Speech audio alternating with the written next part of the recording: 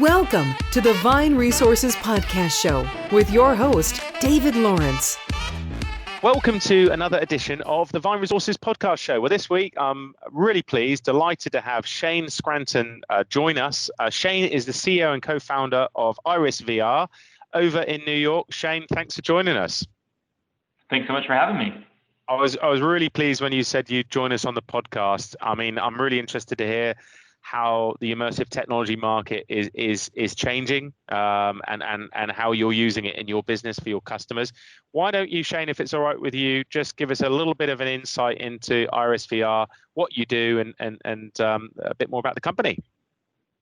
Absolutely. So IrisVR is a software company. We're building various software tools for professionals, mainly in like architecture, engineering, construction, to walk through their buildings before they're built using virtual reality, in the future augmented reality, and just sort of leveraging all the latest technology of the immersive world to be able to do their work better and more efficiently. So we're really focused on the software layer to that. So we work with a lot of the different headsets. We work with a lot of different formats that these professionals use. And started really at the beginning when the headsets had just come out back in 2014, and been building on top of those platforms since. Fantastic. And look, just to share with our listeners who don't probably understand everything about it, but just talk us through the real world problem. What was happening before you brought out your solution? How are things happening for people, and where are we today? So absolutely, and it's important to give some context on the construction market in general for folks who aren't familiar, because it's a lot of times people picture, rightfully, it's like a house renovation or some work they've seen recently in sort of a local town. But construction is the biggest industry on the planet. It is everything, so to speak, that is built. And it's an unbelievable industry. It's $10 trillion conservatively, and it has so many challenges because of the complexities of getting a building built. Sort of every structure, even if you're using sort of the same core design, if you're building a bunch of different buildings that are even loosely connected, every structure is different. You don't get really any of the efficiencies of manufacturing. And depending on town, municipal laws, depending on sort of where you are in the world, depending on, labor requirements, everything around getting a building built is sort of inherently complex, involves a ton of people, and gets more complex if you get into specialized structures like hospitals or data centers, or pick a category. So construction is this really interesting web of specialization and complexity and sort of unique building practices depending on where you are in the world. And all of that's great, except the problem is there's a lot of waste associated with that. And there's construction as an industry has really struggled with productivity over time, where if you look at, say, manufacturing or other industries, you can see sort of per head productivity going up over the last 50 years. Construction stayed flat, if not decreased a little bit. And of course, that's concerning for everyone involved. And then on top of that, really the end result of that is just huge amounts of time and money wasted. Like a broad stat is about 20% of a building overall cost goes to waste. So it's just about 20% of what you're paying on a building is wasted dollars. Of course, there's a lot of range within that, but it's an amazingly wasteful industry, and there's probably over $1 trillion a year wasted just due to inefficiencies and the complexities related to these buildings. So that's some context around why there's so much need and pain in this space to be solved, and what got us really excited and where we come from is these headsets and all this technology around VR and AR really are the first medium that lets you experience a space accurately before it's built, right? This whole industry uses like floor plans and like on-screen renderings to present the buildings and plan them out. But all of those are sort of metaphors of the space. They're not literal representations of the space. And by putting on a headset, you get a really accurate sense of scale and sense of space. And for sort of the first time ever, you're able to actually walk around a building before it's built and start making decisions that you normally wouldn't be able to make until you are on the job site and actually looking at the thing physically there. So all of that is to say that we see a huge opportunity in being able to make those decisions digitally rather than physically, save all that money, right? So you don't have to build it first to make the decision. You can make that decision in pre-construction, and as a result, be able to save a lot of the money that goes towards changing things in the field and making those changes on the job site. If you can do that earlier, there's a lot of cost savings there. So we really set out to make the software layer to enable that and to make that happen for our customers. That's fantastic, and there's really interesting talk. I guess there's so many people in that supply chain, and I'm not an expert in that, but I'm thinking there's people who are the early stage investors and really want to bring it to life, and I'm guessing, and then there's all the complexities of the compliance and legality, and then there's other people that you're really trying to bring that together and see if it works. Who might be the people that are using day to day? Who's the people that might be benefiting from your technology? Yeah, absolutely. So the sort of our end users are the ones that are actually working on the building plans. So this industry over the last 30 years has sort of moved from AutoCAD and like the 2D world into 3D. And there's a lot of like leading technologies that make 3D models. So our actual end user that's like loading their files in through our software into the headset are really the people day to day that are touching those files and working on those building plans. So we do span across architecture, engineering, and construction. We have end users in each of those segments. But then the sort of other layer of that is who are they sharing that experience with and who's consuming that? And to your point, it's hundreds if not thousands of people on a building project, right? It's the owners, it's the folks investing in the project, it's the guys actually on site, like laying brick and setting up steel beams, right? They're able to put on the headset before they go out in the field and see what's going to get built. And it's sort of everyone in between there. And, we really take the approach of the collaborative fabric between all those people. You have the planners and the people planning the building. A lot of them have been doing it for 30 years, 40 years. They can picture the building in their mind's eye, but everyone they're sharing plans with really, can't picture it as well. So they're able to communicate their intent and communicate the details of that building much more effectively by using this headset technology and using our technology. And I know, look, you've got about 20 people based in the US. You've got customers now worldwide, and obviously you've had several funding rounds. I think nearly $14 million. Am I right? Something like that. Mm-hmm. Yep. Yeah. Now the challenge is to spend it wisely, of course. Tell me about those early days, because I know you also have an architectural background yourself. How did the company come about, and what was that first 12 months like? And tell us a little bit about that. Yeah, it's funny. Those were the early days, and in many ways, it is still the early days for frontier technology like VR. But so back in 2014, I was in architecture. I was working at different architecture firms.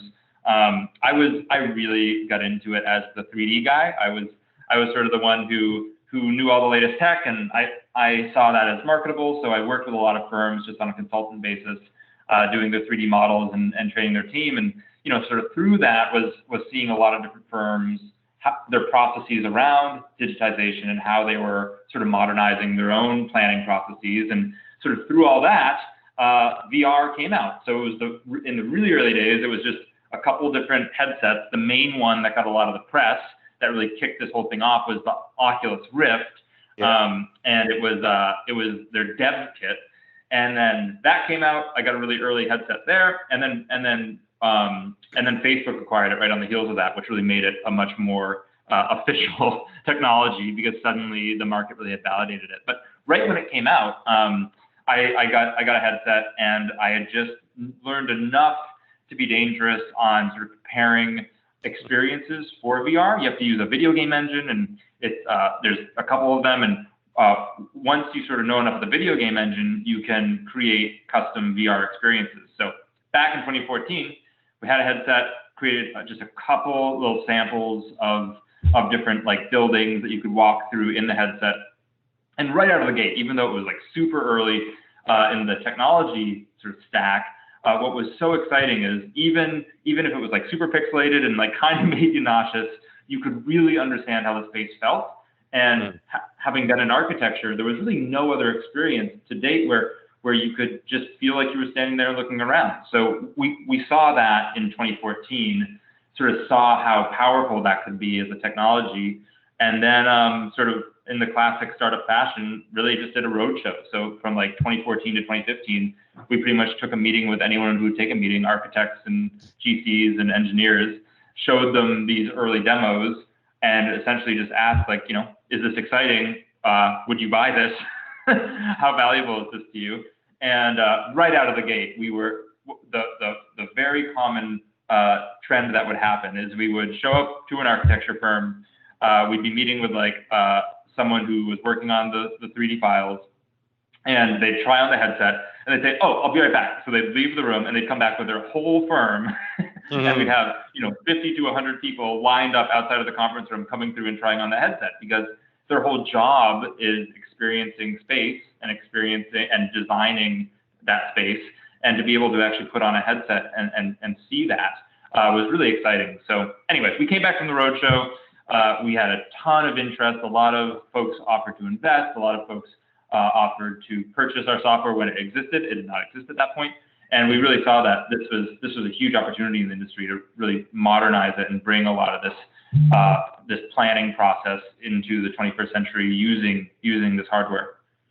I love that story, by the way, and it just reminded me about almost you going in there and the architecture firm trying to buy you or whatever. I think you went through the Techstars of New York Accelerator in the end, didn't you? You managed to do that. Can you tell us a bit about that and how that happened?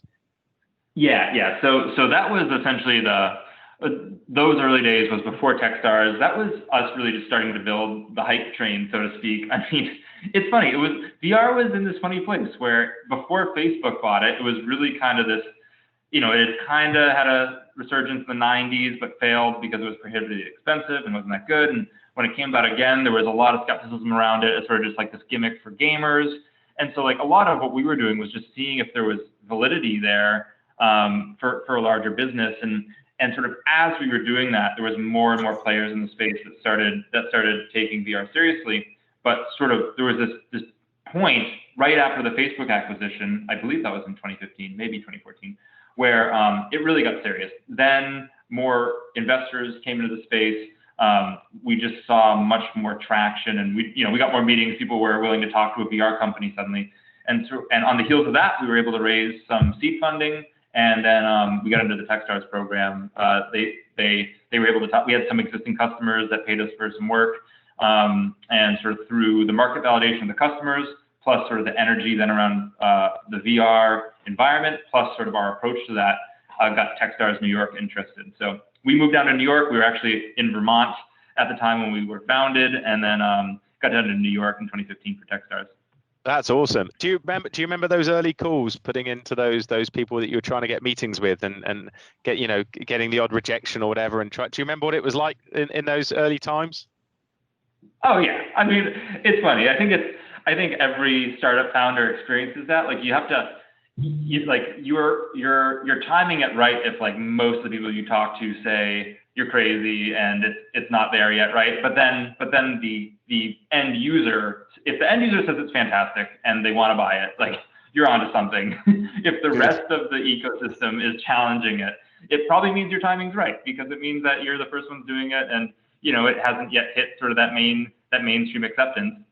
To be fair, you need that mainstream acceptance for some level of venture funding. But yeah, I remember those meetings vividly because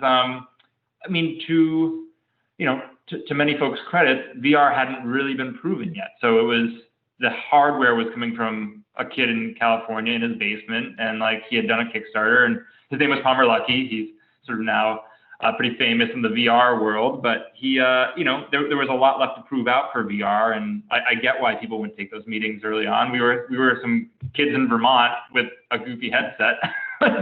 There's a lot left to be proven out there, but our future customers were really excited, and that was a strong leading indicator that there was a real business here. Well, fantastic. And obviously, you've gone from strength to strength in the industry. Tell us though, what now, bringing us right up to date, Shane, I'm just curious to hear, what does a typical day now look like for you day to day in the business? What are you up to? Yeah, absolutely. So we've gone through a couple of stages of growth to bring us to today, right? So in Techstars, day to day was everything chaos, couple guys at the company, figuring out everything from building our early technology to meeting with customers to just sort of everything under the sun in classic startup fashion. Where we are now is we brought our product to market in 2016, towards the end of 2016. So we've now been selling our software for over 3 years. And sort of in that time, of course, my job as a founder and CEO has moved from doing everything to slowly focusing more and more on, of course, building relationships with customers and really spending more and more time in the market. And then sort of that coupled with investor duties, finance duties, and making sure that we're sort of building strategically and correctly around our hiring process and recruiting. So day to day now is usually we kick off the day with some stand-ups by department. I usually carve out sort of the first half of my day, if needed, for internal meetings for whatever is needed there. And then roughly second half of the day is external meetings, typically handful of customer calls, a lot of demos, and whatever else is on the plate operationally. But I mean, now, but especially now, but this is always the case. I don't know if more than half my day is spent in VR, but a lot of my day is still spent in the headsets. Our tool is collaborative, so a lot of our demos and a lot of our internal meetings, we are actually in the VR goggles, talking with each other and seeing each other's avatars and such. So still spending a significant amount of time in the goggles these days. So talking, I mean, obviously we've been for a chat. I was actually going to go off on a bit of a tangent and get your insight into the future of working, because are we all going to be sitting in VR headsets sitting next to our colleague, or you know, there's a hologram company in California. I know that you can project your colleague onto it. Have you got any insight into that, or should we stay away from that? Yeah. I mean, I think what the COVID era has showed all of us is that we all like in-person meetings, and Zoom fatigue is real, and sure, immersive fatigue is real, but also alongside in-person meetings, hopefully at some point in our future we'll be back there. There is a huge amount of value in meeting in a virtual world, more so than Zoom or like a screen-based meeting tool. And it's really because you get a lot more information given to you in the meeting, right? You can see, like, in our tool, we are very sort of schematic avatars. We don't like try to represent your body or anything, because you get into uncanny valley and it looks really weird. But even with just sort of like a sphere for a head and some controllers, you get a lot around body language. You sort of understand where that person is spatially in relation to you. You can have conversations around your environment. And in our experience, like, having a meeting in an immersive environment is a great way to break up the day outside of the Zoom world that we're all in, and the video conferencing world that we're all in. It helps drive more perception of emotion in the meetings, and it's just easier to talk to someone in a more relaxed way if you're in headset. Now, I wanted to bring back to this because I was looking earlier today at the IrisVR website, and if you haven't seen it, IrisVR, irisvr.com, ivisvr.com, and there's a great little video on the site about how it works. I'm just curious, who is a typical buyer for you? Who would be coming to you to purchase your product and work with you? So yeah, I'm curious to know that. Yeah, so we work with many of the largest engineering firms, general contractors, and architects in the world. And, you know, a lot of these offices are, you know, the people that actually come to us are either on the 3D modeling side or the IT side, or sometimes we're working with the executive team. But a lot of these firms, you know, they have, especially on the engineering side, they have, you know, 20,000 to, if it's someone like, you know, AECOM, 100,000 employees. So they're spread out globally. They work on these massive mega projects, and they're really distributed teams. With COVID, of course, they're more distributed than ever. And a lot of them are now looking at, okay, we have people everywhere in the world. Some of them are on the job site, some of them are at home. They all need to make decisions around how the building gets built, and we need to keep those projects on track.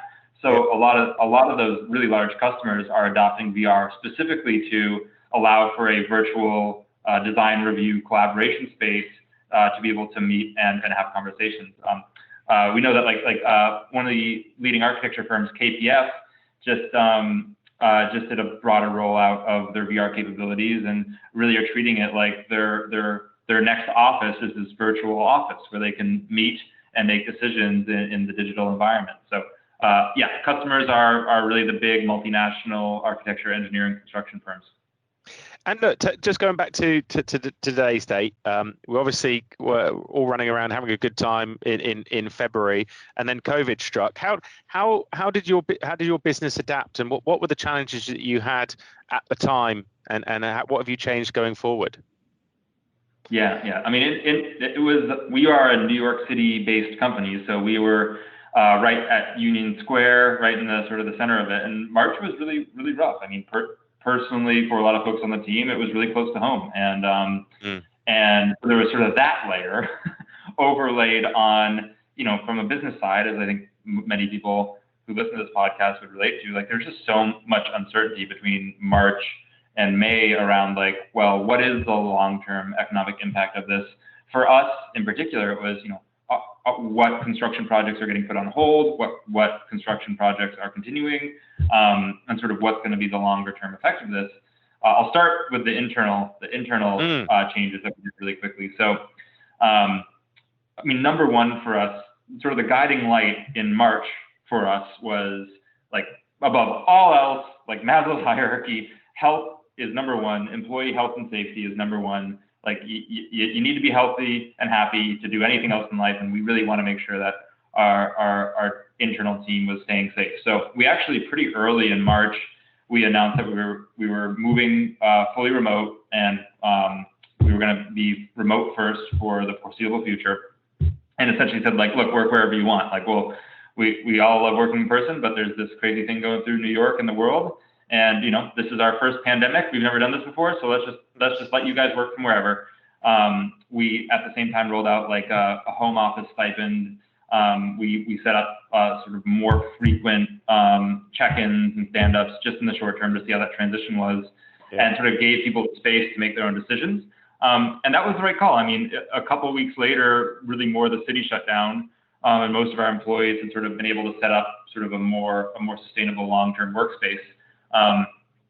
And then in April, I believe, we announced that we were actually going to keep it that way. So we officially announced that we were moving fully remote first, forever onward.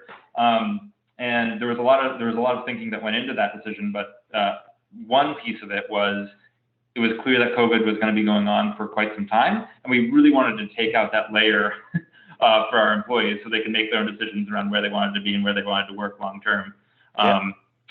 So yeah. Wow. Okay. So quite a lot of change going on. How did that impact your, the team, and how did you keep that motivation going, particularly when it was more challenging time a few months back? What were some of the things you were just doing on the ground day to day? I think what was so important then, and unfortunately is still really important now, is clarity on the next step and what we need to see for sort of the next benchmark to be hit. So, like, right in early March, we laid out, like, here are the criteria we're going to do. Like, I think in March we said, based on current scientific understanding, like, the earliest we meet back in person is July. So you have until July to be wherever you want, and we'll come back together. But then by April, we thought this was going to be longer term. So we laid out, okay, here are the criteria that's going to be needed for us to have in-person meetings again. And we sort of laid out a couple, primarily scientific criteria that we're going to need to be hit to be able to meet in person, and just sort of set those goalposts. And I think that helped the team a lot to be able to understand sort of, this is the current state, but it's not forever. And, like, here's what we're looking for those next steps. I think the other thing that helps is, like, we're a software development shop. The developers and sort of product managers on our team really got a lot of time back in the day, and we actually saw productivity go up a pretty substantial amount in like April and May. I shouldn't say substantial, but it probably went up a bit because people just had more time in the day. The commute was cut. Meetings were all on Zoom, so anyone could join. Any decision was documented because there was no in-person meeting, so there's no side conversations. Everything happened in a more formal setting. So we did see sort of the benefits of having a more, for lack of a better term, just like an equal playing field for every meeting, so there could be more process put in place around it. So there were some benefits of that transition. And then moving forward, we see one of the reasons we chose to stay remote first is recruiting is we can hire from anywhere in the world. It really will help us build and foster a much more diverse culture and environment. And it also can just drive a lot more efficiency for people in their own personal work habits, and we can be more flexible in how everyone approaches their workday, which typically can produce higher productivity long term. Yeah, no, fantastic. And it's great to hear that you've put those in place. How was it how's it been taken by the business? What's been the benefits that you've seen? Yeah, so I think the team was very receptive to sort of the short-term reaction we had to COVID. I think longer term, it's really been on us as managers to make sure that the culture, I don't know, for lack of a better word, stays fresh. Like it's really not fresh. People stay engaged and there's not burnout, because working from a home office when you planned on working in person in Manhattan is really quite the contrast. So we've been doing just like a ton of different things on this front. Like little things like in group meetings, we actually ask that people don't mute, they stay unmuted. And it's funny, we've just found that like just making that choice to stay unmuted means that you'll jump in more and you'll have like more organic conversation. And so you can have like more natural conversations than people just like than you talking to a room full of muted people. So like little things like that, all the way up to us having like group running club on Strava, so everyone's able to join from wherever they are and do a lunch run together. Probably the biggest change we did though, and this will be in place through the end of the year, probably longer, is we just found that everyone's day-to-day was so much more intense with the global pandemic that's going on and everything that's happening in the US. We actually are doing 2 days a month fully off, where the whole team disconnects. And it's a Thursday and Friday, third Friday of every month. And it's a lot of time to take off as a company, but we found that it's very much needed, and the team's really appreciated that as a way to just recharge and more fully disconnect every month. Just on that point then, and then thinking into the future, and this is a bit of a curveball, but that young person who's and you remember being there as an intern, that young person who's probably a little bit sick of their hometown and wants the big bright lights of New York, and the restaurants are open, the comedy clubs are open, and every other thing that they can go to enjoy, but they need a company that they can be around, and they can't be working from home. How do you see it going for that next generation of younger people? And have you got any views on that, Shane? Yeah, we put a lot of thought into that, because most of us on the team, we were in Manhattan because we love New York, and I miss it dearly right now. But right now it's not the same New York that we left. I have a ton of faith that New York will get back to that quickly. It's a very resilient city, and I think the important distinction is we are a remote first company, not a fully remote company. And that distinction it doesn't really matter in COVID because it's a pandemic, but in whatever the future looks like, when it's safe to do so, when you can have large in-person meetings, in a small space together, we want to make sure we can still facilitate that. But the reason remote first is still an important distinction is even if a part of the team is meeting in person, we want to make sure that meeting is available on Zoom so anyone can participate, and that any decisions in that meeting are documented and shared with everyone. So we're not going to prohibit in-person meetings, and I'll talk about ways we're going to facilitate it, but we still want to make sure that we're preserving the remote first culture by essentially allowing anyone who's not there, let's say in Manhattan, to still be active participant in the company and in those meetings. So the way we're going to tackle that is sort of the first one's the easiest, which is just have a few meeting spaces in major cities. Like it's not as expensive as a full office, and still having a place for client meetings, having a place for team meetings. We'll definitely have one in New York. We'll probably have one in SF. There'll be a few other cities that we anchor to. It's actually going to be great for us internationally because we have a lot of international clients. So it'll let us set up a lot more satellite offices than we normally could just through these dedicated meeting spaces. Yeah. And then we'll also do a pretty frequent team, quote unquote, on site where we get the whole team together, we fly them in, and we have those gatherings. So I think between sort of shared meeting spaces for folks who want to be in a city, and likely subsidized WeWorks and that sort of thing, and the team on sites, we think, to your point, we think we can have sort of the best of both worlds where we can hire from anywhere, but for the really ambitious folks who want to be in a city and want that experience, we can still provide enough in-person engagement for them to feel like they're able to work at a company that can do that. Now, Sean, Shane. Sorry, I said Sean. Then sorry, Shane. No I'm problem. sure it's not the first time. Shane. I respond to both. Yeah.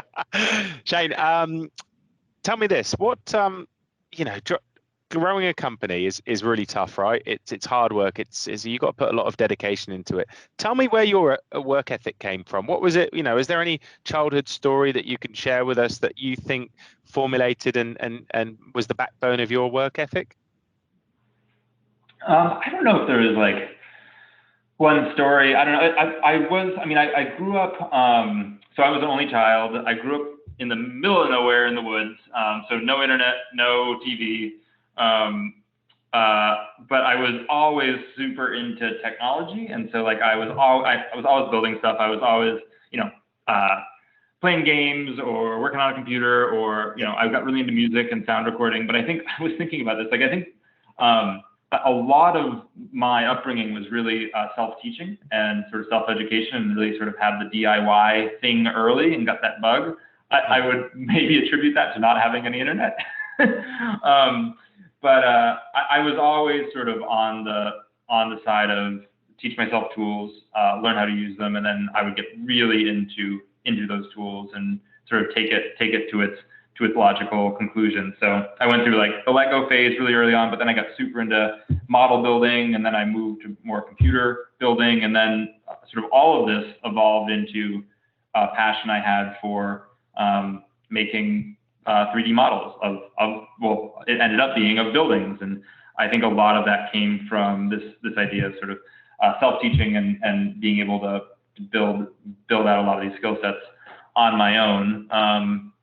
But yeah, I don't know I think the work ethic just came from two really hardworking, middle-class parents who worked very long hours, and I looked up to. Fantastic. I'll let you into a secret. I think every night I see most of New York on my son's YouTube. He's only 5, and I get he has these 3D building models of the whole of New York City. So amazing. Been running for 6 months. So I think maybe there's an architectural potential hire for you there in the future. Free of charge, of course. Oh yeah, absolutely. What's exciting you then in the industry? Where's the future going, do you think? If you've got a crystal ball in the next few years, I'm really interested to know what your thoughts are. Mm-hmm. Yeah, absolutely. So, I'll give you the COVID answer first. Like this industry is resilient to COVID in many ways. You can continue to build a building while socially distanced. A lot of construction is distanced inherently, and a lot of our customers and a lot of the industry is really investing a ton of time into making it safe. Safety has already been sort of the leading KPI for a job site, right? Like a construction worker's safety is number one. So this industry has already been pretty well equipped for PPE and keeping employees safe. So in the short term, we see the industry remaining resilient around COVID. And for us, what is a positive trend is everyone had already been starting to do this, but it really accelerated in COVID is exploring remote collaboration. And through our tools and others, they're able to now really be able to experience the job site from anywhere in the world and collaborate together from anywhere in the world. So that's really accelerated through COVID, and is why we still exist as a company. Is there's real applications in that remote collaboration tool. But in terms of where it's going, I think at a really high level, like this industry for the longest time, when a building was built, there was not really documentation around that building that was accurate as you were maintaining it and operating it throughout the years of its life cycle, right? So you would build a building, but I don't know where you're sitting right now, but you probably don't know where the studs in your wall are, or where the hot water pipes go, or if you have specialty equipment, where that's installed in the building. And an existing digital knowledge of what's built where can save just a ton of money when you get into maintenance and operating a building. And a trend that's been happening in this space that's continues to accelerate is through the rise of drones and scanning tech and automated machines. We're able to much more accurately now capture the existing conditions of a building, and essentially, the industry calls it the digital twin, essentially have a copy of the building in digital form, both for planning purposes and then for operating purposes. And it's a 3D model that's as close to life as possible. And I'm really excited about where that goes, because once you have it in zeros and ones, once you have it digitally, you can do so many cool things with a digital computer model, whether it's, like if you want to simulate a natural disaster hitting the building, right? It's a lot cheaper and a lot safer and a lot more accurate to do that through computer simulations than any sort of physical simulation, right? Or if you need to maintain something and need to know its part number, if you could go in and access that digitally, you're going to save a ton of time and money. So at a really high level, I'm really excited where the world of digital twins is going, and of course, for our purposes, how VR and AR can go in and leverage those data sets to make the industry more productive. Yeah, no, and that's a great point. And I'm just thinking, I can't remember what you call it in the US, but if it's the body corporate, or when you're part of a set of apartments, you can never find the stuff when they're long gone, and then you're trying to pay the service charge, and you don't know if you're getting ripped off because you don't have the plans. That's a big area for that as well. So that's a great point. Another part of your business to come. Who are you, Shane? Who are you interested in connecting with? Who are you interested in building relationships with right now? Who are the people that you're keen to connect with? Yeah, so always other founders, always CEOs. I don't think there's ever been a call I've had with a fellow founder where I don't learn something or learn a new way to think about the business. And then of course, most of my day is spent talking to decision makers in architecture and construction. So anyone in the construction space broadly, we are always interested in understanding their position, especially in the COVID era, and where they think the industry is going. Fantastic. And look, just as a final point, if you were giving your 20-year-old self one piece of advice now, looking back, what would you tell yourself? Probably learn how to program sooner. No, I don't know. You're the second person that said that to me. I know, I'm kind of joking. I think there's fewer. I think even in quote unquote non-technical roles, I think a base knowledge of engineering and programming is essential. But I think for my 20-year-old self, it would be. I think it would probably be that I had underestimated how open and accessible many business leaders and founders would be if you just sort of got them a nice, well-researched email. You can get 30 minutes on a lot of people's calendars before you have, quote unquote clout. We were some guys in rural New England with VR headsets before VR was cool. And, I was surprised at how many people would take the meeting just through a well thought through email. So I think if you're 20-year-old trying to start building a business network, you won't get a ton of replies, but the replies you do get are worth their weight in gold, and you can get time on many people's calendars that I've been surprised by throughout the years. The other reason, of course, Shane, is because everyone's a big kid and they all want to play with the toys. That's it's fun, isn't it? Exactly, it's fun, and everyone wants to give advice to if they see a up and coming entrepreneur or someone in their space. They want to transfer that knowledge. That's a very human reaction. Good. Well, look, it was lovely speaking to you, Shane. If people want to connect with you, find out more about the company, what's the best way they can do that? Yeah, so you mentioned our website, IrisVR.com. is the best place for learning more about the company, and just info@irisvr.com is great for just general business inquiries. And if you want to reach me directly, the LinkedIn and the Twitter are probably the easiest. Just I think Shane Scranton or S Scranton on both those. So cool. I'm accessible on those platforms. What are you looking forward to? I know things have kind of getting to some normality. But is there anything that you're really missing right now in New York City that you can't wait for it to come back to some normality? Oh man, like besides everything, we had a really good movie theater next to us that served like a full dinner and drinks on like these tables in front of you. It